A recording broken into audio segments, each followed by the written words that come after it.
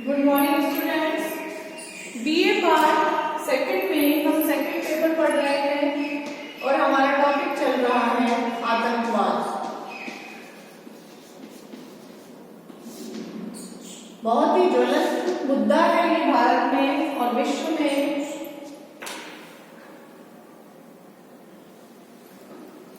आतंकवाद की हमने परिभाषा पढ़ी थी। कई आतंकवादी संगठन जो भारत में या भारत के आसपास जो सक्रिय हैं, हमने उनके बारे में भी पढ़ा।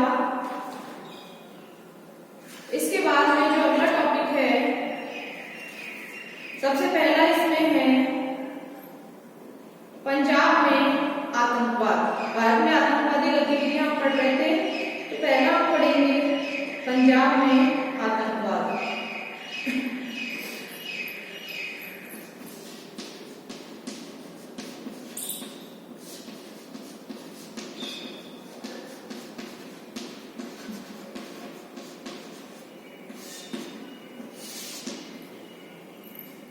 तो भारत में आतंकवादी कार्यवाही का अधिक चिंताजनक और जो बदतर रूप था वो सिख आतंकवाद के रूप में देखा गया।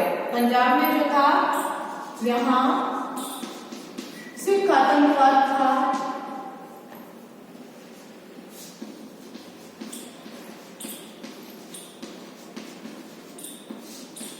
सिख आतंकवाद का बदतर रूप देखा गया।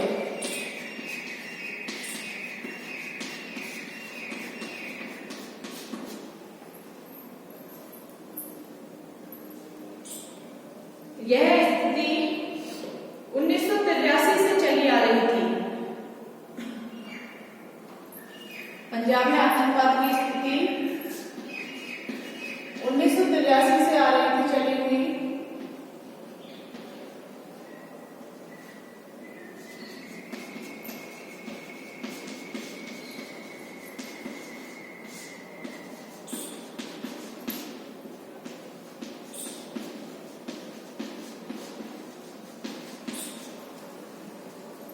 और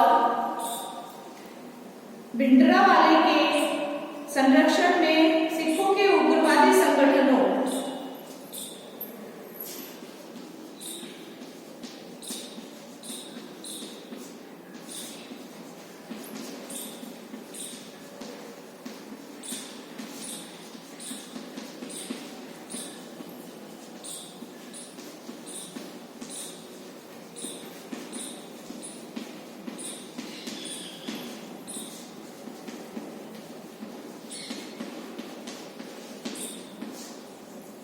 उग्रवादी संगठनों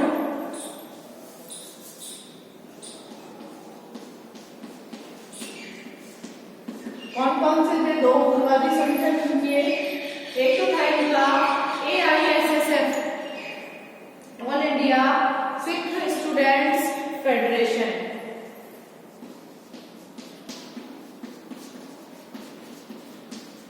ऑल इंडिया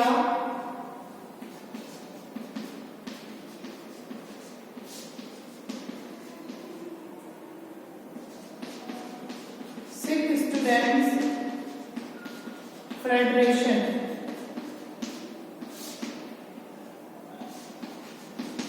AISSF।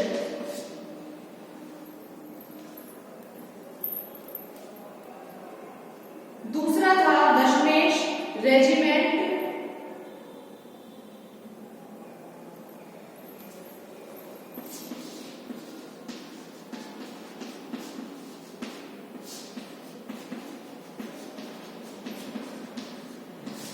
और तीसरी थी बब्बर खालसा।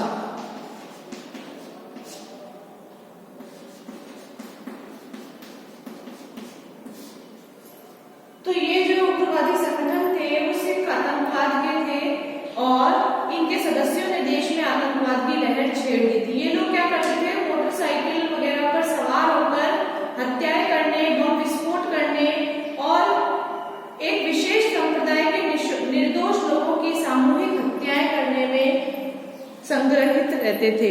कि ये मोटरसाइकिलों पर ग्रुप में निकला करते थे और ये एक विशेष सिख समुदाय के लोगों को ही मारा करते थे। और आतंकवाद जो है वो पंजाब के अंदर बहुत ज़्यादा फैलाते थे। इनके जो हत्याएं करी थी, इनके क्रम में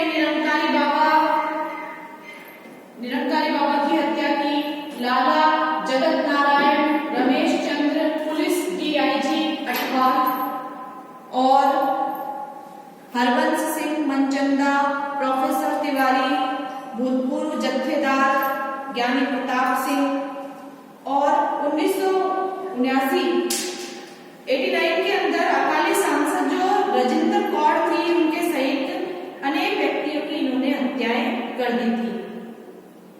इसके अतिरिक्त सिख आतंकवादी जो थे उन्होंने सैकड़ों लोगों की जान ली और 1981 में 2 सिख नौजवान जो थे उन्होंने इंडियन एयरलाइंस के एक विमान का अपहरण कर लिया और उसे लाहौर ले गए थे। 1984 में जब सिख आतंकवादियों की गतिविधियां बहुत ज्यादा बढ़ रही थी, अपने शीर्ष पर थी, तो ऑपरेशन ब्लू स्टार चलाया गया। श्रीमती इंदिरा गांधी के द्वारा ऑपरेशन ब्लू स्टार चलाया गया और इसमें आतंकवाद का जो केंद्र था स्वर्ण मंदिर में सेना का प्रवेश करवाया गया और इस कार्यवाही में बड़ी संख्या में सिख आतंकवादियों को गिरफ्तार किया गया और सेना ने पंजाब के ग्रामीण इलाकों से आतंकवादियों की धरपकड़ के लिए भी कार्यवाही की। उस समय ये समझा गया था कि सरकार ने सिख आतंकवाद की रीढ़ तोड़ दी, पर यह गलत हुई जब 30 अक्टूबर को 1984 को सिख आतंकवाद से जुड़े हुए श्रीमती गांधी के ही 2 अंगरक्षकों ने श्रीमती इंदिरा गांधी जो तत्कालीन प्रधानमंत्री थी उनकी हत्या कर दी। श्रीमती गांधी का नाम जो था वो ऑपरेशन ब्लू स्टार के बाद सिख आतंकवादी ग्रुपों की हत्या सूची में शामिल था। सैनिक कार्यवाही भी सिख आतंकवाद को कुछ समय के लिए भी रोक पाई थी और मई 1985 के दूसरे सप्ताह में ट्रांजिस्टर बम के रूप में आतंकवाद का सबसे घृणित रूप सामने आया, जब दिल्ली और उत्तर भारत के कुछ अन्य क्षेत्र जो थे वो बम विस्फोटों से हिल गए और इसमें करीब 100 लोग मारे गए। इसी काल में कुछ राजनीतिक नेताओं की भी हत्याएं की गई थी। तो बाहर देखा जाता है कि सिख आतंकवादियों ने जो है वो कठोरता का व्यवहार किया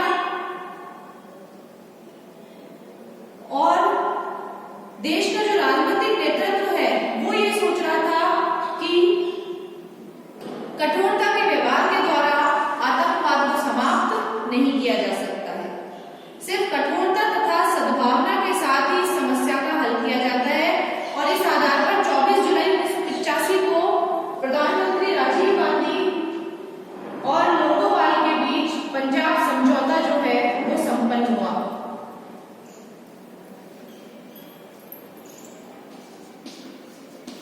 देश के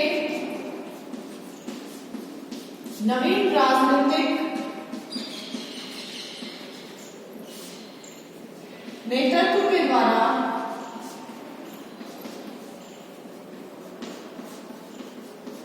सोचा गया कि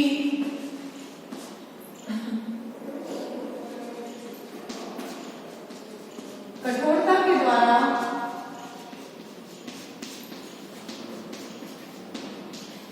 आतंकवाद की समस्या को नहीं सुलझाया जा सकता।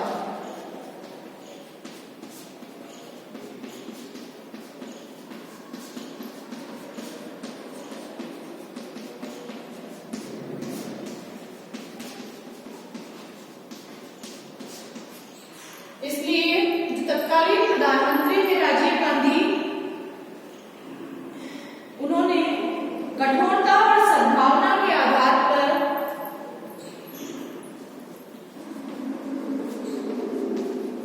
इस समस्या को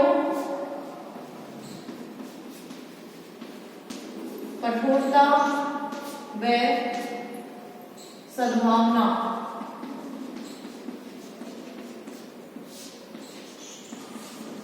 के आधार पर ही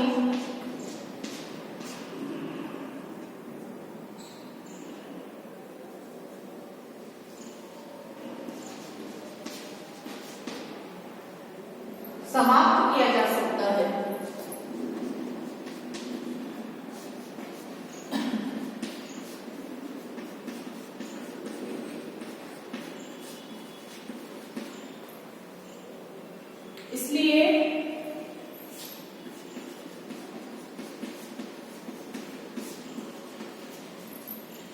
इसीलिए 24 जुलाई 1985 को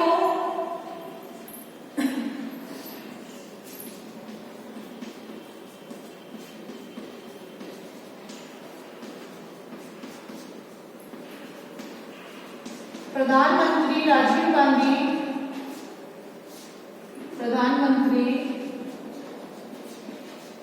राजीव गांधी व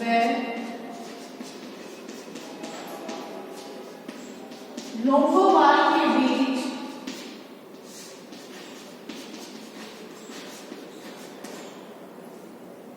एक समझौता संपन्न हुआ, वो था पंजाब समझौता।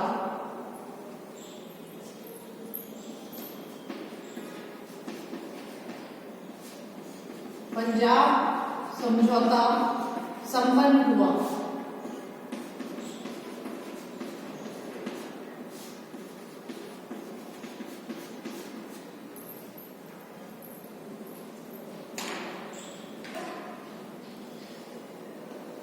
लेकिन इस समझौते के बाद भी आतंकवादी क्रम जारी रहा और आतंकवादी प्रवृत्ति ने ही 20 अगस्त 1985 को गुरुद्वारे में ही संत लोंगोवाल की हत्या कर दी और आतंकवादियों द्वारा पंजाब के मुख्यमंत्री थे बेअंत सिंह, उनकी भी 1995 में हत्या कर दी गई।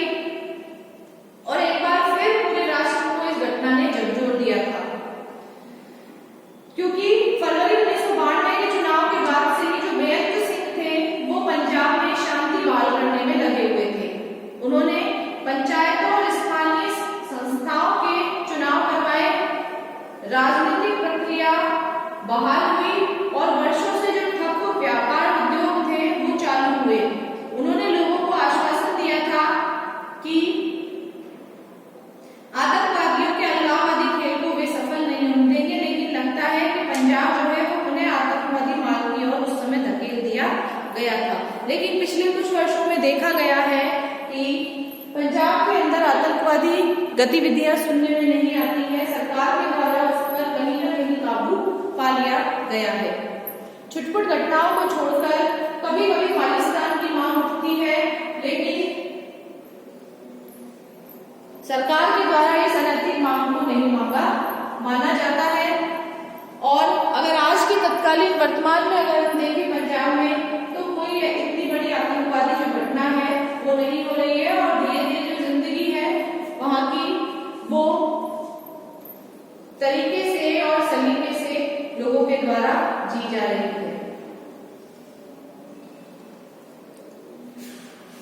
नोट कर लीजिए आप इसे।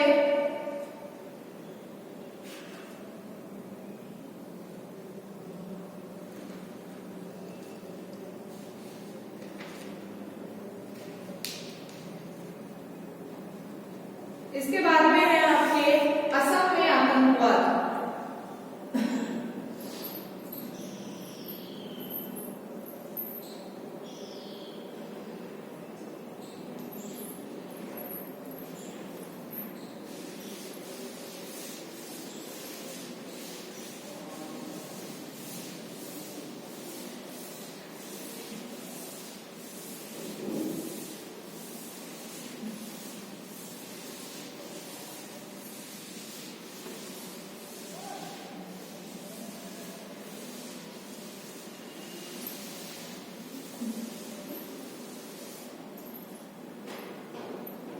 इसके बाद है असम में आतंकवाद।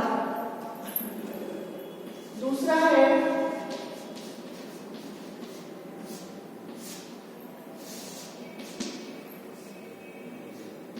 असम में काफी समय से आतंकवादी गतिविधियों से जूझ रहा था। 1947 से ही पाकिस्तान के जो पूर्वी क्षेत्र यानी पूर्वी बंगाल जो है वहां से व्यक्तियों का आना जारी था, जो कभी कम और कभी अधिक 1970 तक रहा। 1971 में स्वाधीन हुए बांग्लादेश के लिए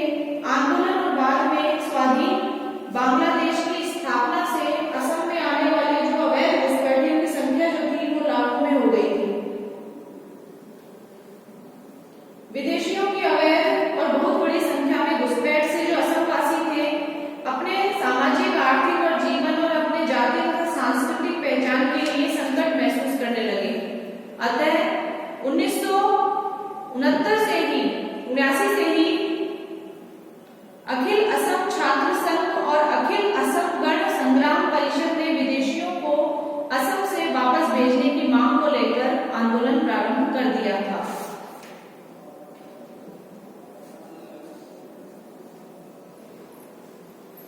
विदेशियों की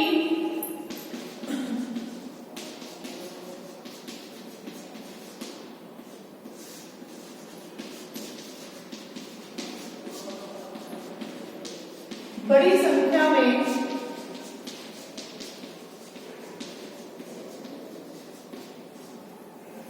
अवैध घुसपैठ के कारण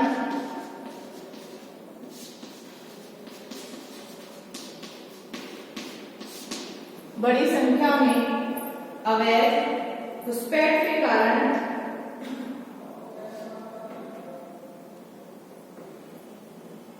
असम वासियों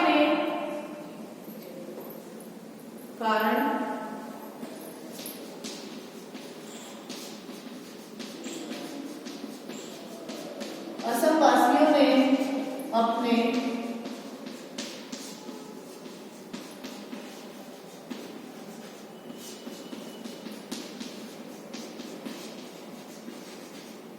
आर्थिक सामाजिक जीवन में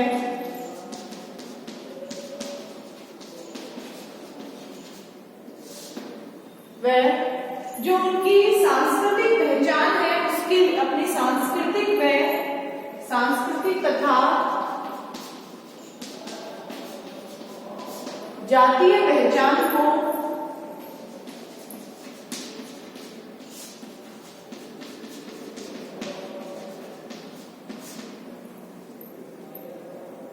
संकट महसूस किया।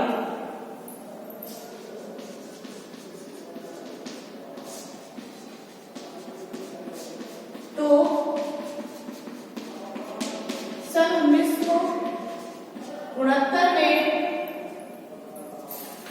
1969 में अखिल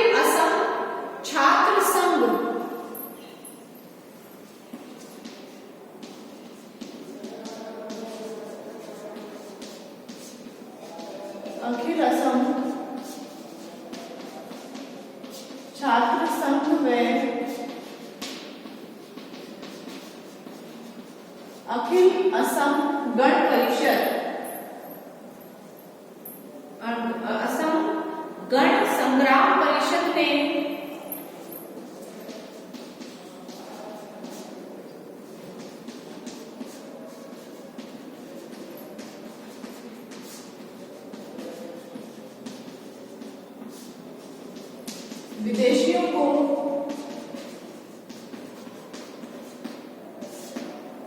विदेशियों को वापस भेजने की मांग को लेकर आंदोलन प्रारंभ किया।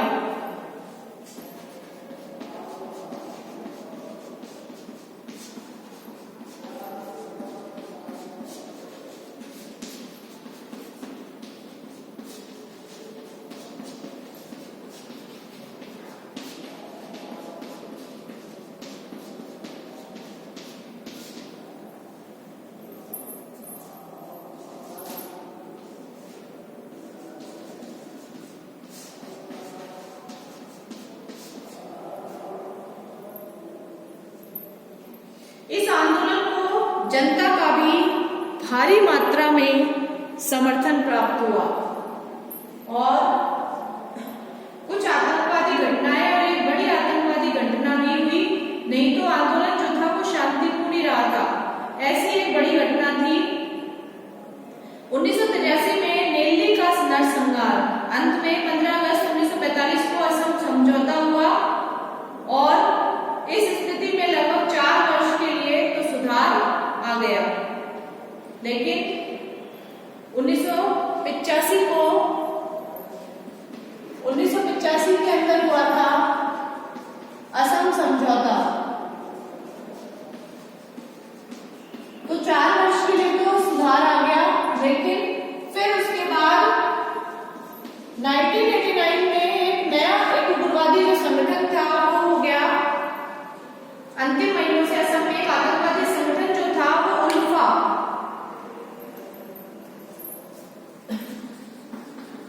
इसके अंतिम महीनों में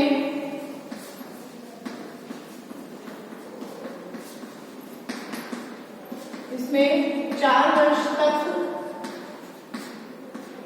शांति रही इस समझौते से। उसके बाद महीनों में एक आतंकवादी संगठन आया, उल्फा।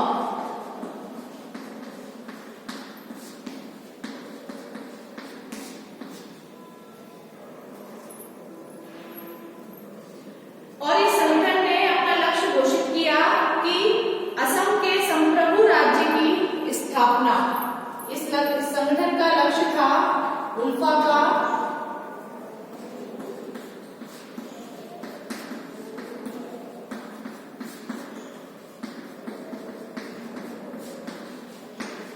असम के संप्रभु राज्य की स्थापना।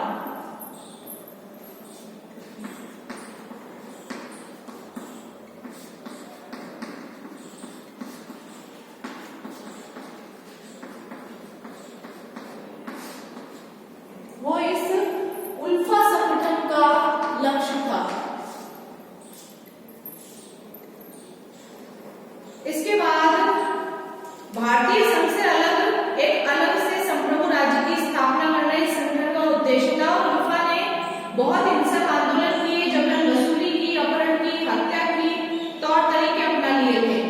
और 1991 के प्रारंभ से ही उल्फा के आतंकवादी गतिविधियों में बहुत अधिक वृद्धि हो गई थी और भारत सरकार ने उल्फा की गतिविधियों के प्रभावित क्षेत्र को अशांत क्षेत्र घोषित कर दिया था। उल्फा के विरोध में भारत सरकार के द्वारा एक ऑपरेशन चलाया गया, वो था ऑपरेशन बजरंग। उल्फा के विरुद्ध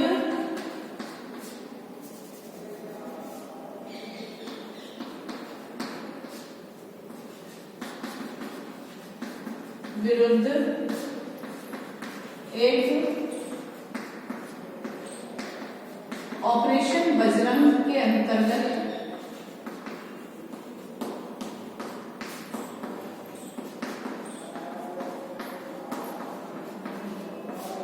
सैनिक कार्यवाही की गई।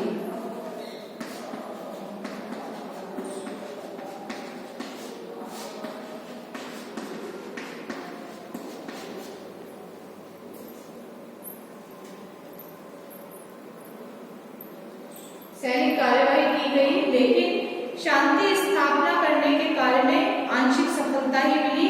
और ऑपरेशन बजरंग के बाद जो है वो उल्फा आतंकवादियों के विरुद्ध 1991 में ही एक अन्य सैनिक अभियान ऑपरेशन राइनो संचालित किया गया। 1991 में उल्फा के विरुद्ध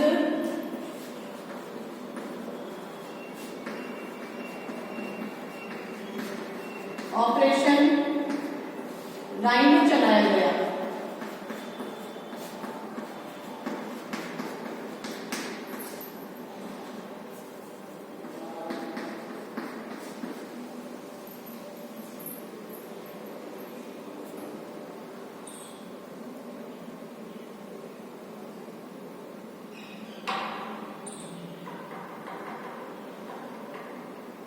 एक महत्वपूर्ण तथ्य ये था कि सेना अपने इस अभियान में उल्फा आतंकवाद के विरुद्ध जन सहयोग प्राप्त करने में सफल रही और ऑपरेशन राइनो 1 वर्ष की अवधि में अच्छी सफलता प्राप्त कर गया। वर्ष 1996 के दौरान असम में हिंसा की 141 घटनाओं के कारण 107 मौतों के लिए उल्फा जिम्मेदार रही। बोडो उग्रवाद तो और भी उग्र रहा। बोडो सुरक्षा दल, जिसका नाम बदलकर national democratic front of Bodoland किया गया, बोडो क्षेत्र में बहुत बड़ी संख्या में हिंसक गतिविधियों के लिए जिम्मेदार था।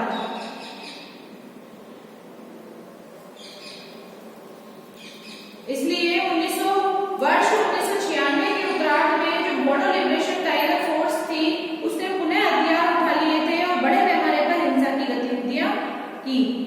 तो इसके साथ कई संपत्ति को नुकसान हुआ, लेकिन हाल ही के वर्षों में ये देखा जाता है कि इसमें उन्मूलन कर दिया गया है। असम में भी उल्फा समाप्त हो गया है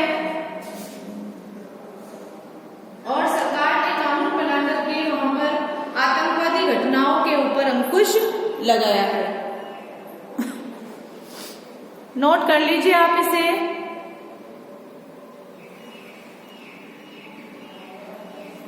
क्योंकि असम जो था उसे शुरू से ही ये खतरा था। जब बंगाल का विभाजन हो गया, बंगाल स्वतंत्र हो गया था 1971 के बाद से ही, वैसे तो 1947 के बाद से ही वहां पर घुसपैठ हो रही थी, लेकिन 1971 के बाद ये विदेशियों की यानी बांग्लादेश से लोगों की जो आवाजाही थी बांग्लादेश के रास्ते से बहुत ज्यादा हो गई थी असम में। तो असम के लोगों को कहीं ना कहीं अपने अस्तित्व पर संकट नजर आया। उनकी जो सामाजिक और आर्थिक स्थिति थी वो बहुत खराब हो रही थी। इस वजह से 1979 में जो अखिल असम छात्र संघ जो है वहाँ छात्रों का एक ग्रुप था, और इसके अलावा अखिल असम जो गण संग्राम परिषद थी उन्होंने शांतिपूर्ण तरीके से आंदोलन करना प्रारंभ किया था। इसमें इस आंदोलन का उद्देश्य था कि विदेशियों को वापस भेजा जाए। इसमें जो मांग रखी गई थी वो थी कि बांग्लादेश के अंदर जो घुसपैठ हो रही है विदेशियों के द्वारा, उन विदेशियों को वापस से भेज दिया जाए। 1989 में इस एक समझौता हुआ 85 में असम समझौता। तो 4 वर्षों तक तो शांति रही असम में, लेकिन 1989 में एक नया आतंकवादी संगठन उल्फा जो है वो असम में आ गया था, उसने जन्म लिया, और इसका लक्ष्य था असम को एक संप्रभु राज्य बनाना, अलग से, भारत से अलग असम की एक पहचान बनाना और भारत से अलग ही असम को एक संप्रभु राज्य बनाना, इस उल्फा का लक्ष्य था। और इस उल्फा ने बहुत, इस संगठन ने असम में तबाही की, वहां पर कई लोगों को मौत के घाट उतार दिया गया। इस ऑपरेशन के विरुद्ध सरकार ने ऑपरेशन बजरंग के अंतर्गत सैनिक कार्यवाही की, जो आंशिक रूप से सफल रही, लेकिन उसके बाद में 1991 में ही जो उल्फा के विरुद्ध ऑपरेशन राइनो चलाया गया वो अत्यधिक सफल रहा, और 1 वर्ष के भीतर ही असम के अंदर आतंकवादी घटनाओं को समाप्त कर दिया गया था। नोट कर लीजिए आप इसे, असम में आतंकवाद।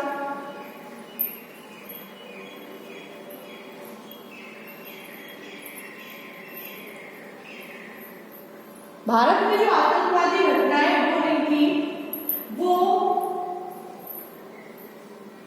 जितनी पहले होती थी, अगर तत्कालीन परिप्रेक्ष्य में देखें तो वो नहीं होती है, क्योंकि असम में भी काबू पा लिया गया है, उल्फा समाप्त हो गया है। अगर बात पंजाब की करें तो पंजाब में भी सरकार के द्वारा कई सुधार कार्यक्रम चलाए गए और वहां पर भी अब आतंकवाद पर काबू पा लिया गया है। और इसका जो मुख्य जो उद्देश्य है या उसके लिए जिम्मेदार माना जाता है वो है शिक्षा को। लोगों को